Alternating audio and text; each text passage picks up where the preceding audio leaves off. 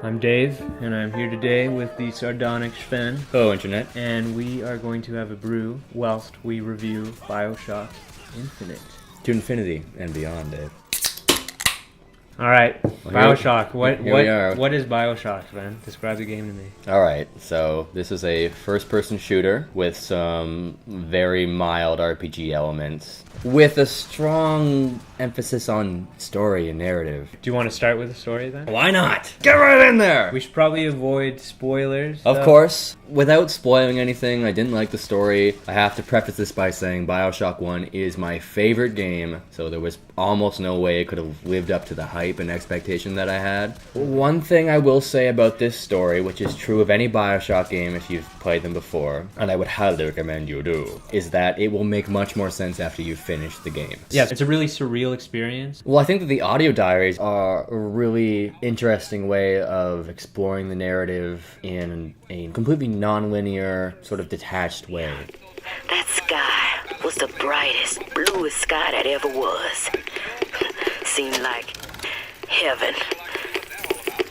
Then your eyes adjusted to the light, and you saw that sea of white faces looking hard back at you.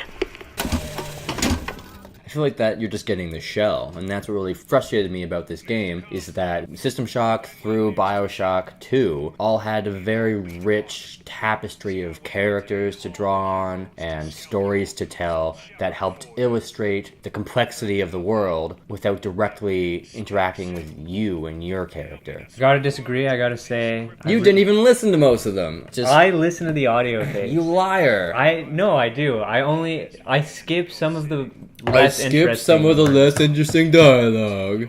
But if something catches my ear on the audio tapes, then I definitely listen to it. But overall, the story of this game is very focused, and I love that they play with the different universes as well. They do it in a kind of tasteful way, in my opinion. Yeah, like one of the main story mechanics of this game is that you have the ability to transcend time and space. It suits the surreal aspect of the game so well. I just think the story is kind of blasé. I don't feel invested in this character, Booker DeWitt, who is the protagonist, in the same way I did Jack. You were just this nameless drone, which I know is a trope of third or first-person shooters, and I don't want to go back to that well all the time, but I actually related to that character more than DeWitt, not because of his dialogue. I just felt like I didn't understand the choices he was making. I don't know, it sets up it as a mystery at the start. Like, you don't really know what he's there for. Right. You know he's on some sort of mission.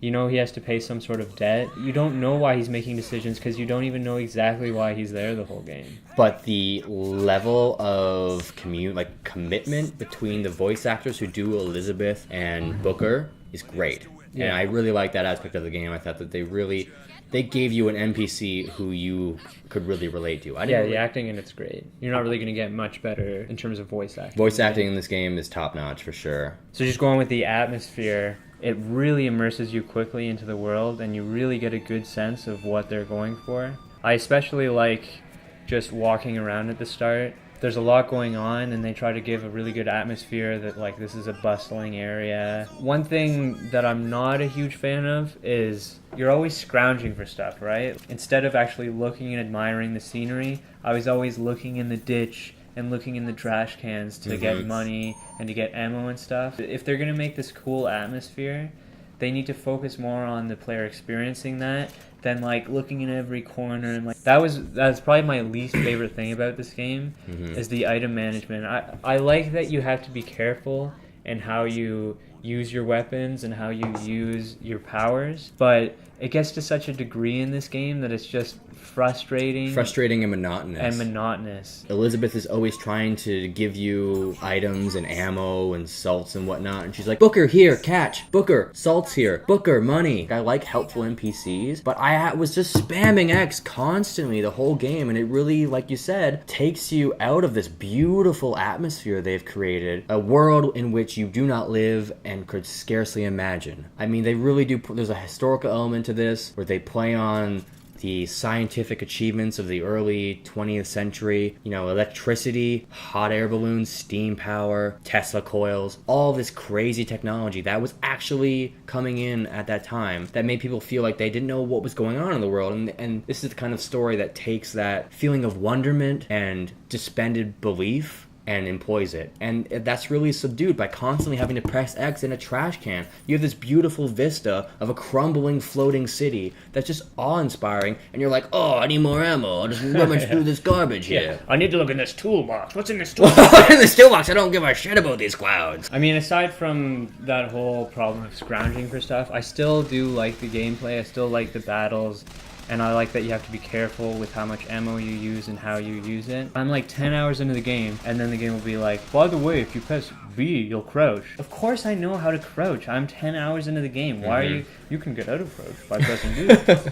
Thank you. I did not... Oh my god. I did not know that. I've been playing for 20 hours, and I my God, haven't I can gotten crouch. Oh my... I've been crouching this whole time. I'm like, yeah, like that's exactly the kind of like poor explanation to the player that really destroys immersion in the game. Something that they instituted in this game that was not in other games is the skyline. I don't understand why it's in this game. What made the first BioShock so successful was the way the boss battles with the big daddies also controlled the pacing and your leveling. They stripped most of the leveling out of this game. They put in way too many guns. There's like 5 guns per faction that you can use. It's too much. It's just too much going on, and it's always set up around the skyline. Did you notice that? Yeah, you have to use the skyline. You have to. Succeed the game. Yeah, and it's just not very fun. So you're on the skyline, and Elizabeth is like, here, let me give you ammo, let me give you salts. Oh, there's a handyman over here, there's a fireman over here, there's ammo over here, I'm out of ammo, I'm out of salt. What kind of vigor do I want to use?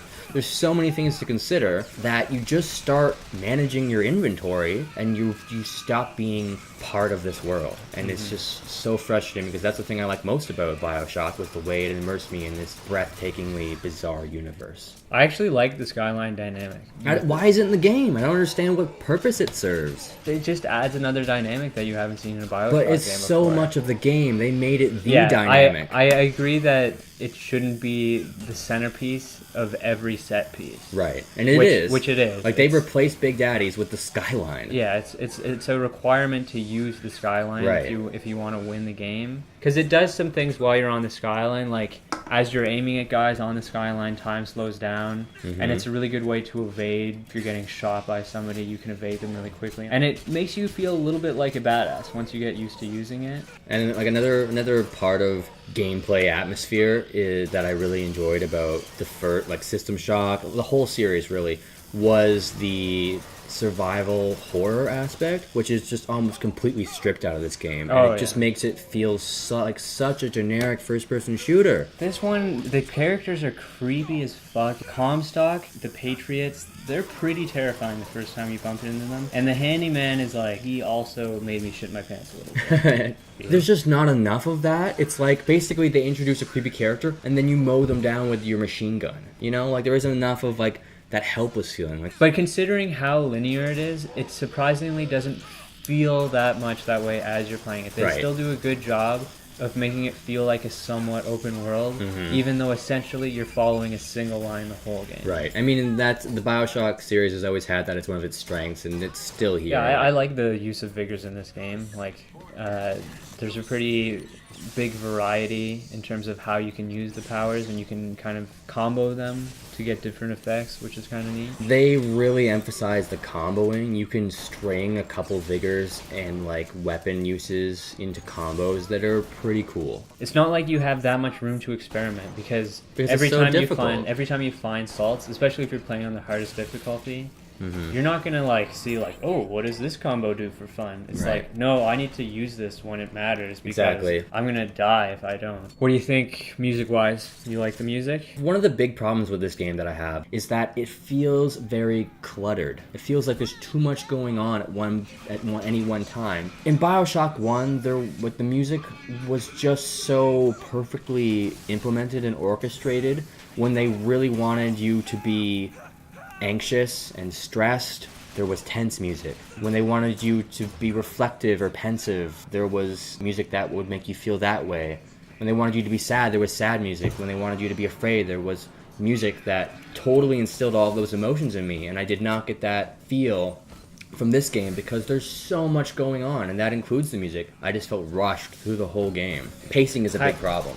Again, I gotta disagree. I like the music. I think it's implemented well. I think it suits the era of it. As much as I want to hate on the game, you're right. Like, there's a lot of music that just feels like it fits in this world. Yeah. And I definitely have to applaud that. It's great. All right, Sven, what would you pay to have this game? I have a lot of problems with it, and I know some of that is just because BioShock 1 was my favorite game, and I'm in love with the series. The problem for me is it doesn't have any replay value. Yeah, it's definitely a once playthrough type of experience. I'd say I probably pay $30 for this. So $30 is a fair price for this game? New. Like now, maybe $15. But the thing they do with all these AAA titles is that they make everything just $60, and that's like a gross over-exaggeration of how people value their time and money. Right now, if you didn't own the game already... Yeah, right now. Someone's like, hey, Sven, This date. I got a copy of BioShock. Yeah, do you want to play? Will you give me $30? I'd be like, no, motherfucker, get out of my house. Okay. You're paying $15. Right. I would give them the $30. It's not a slam dunk, No. but it's very good, and it's one of the best stories.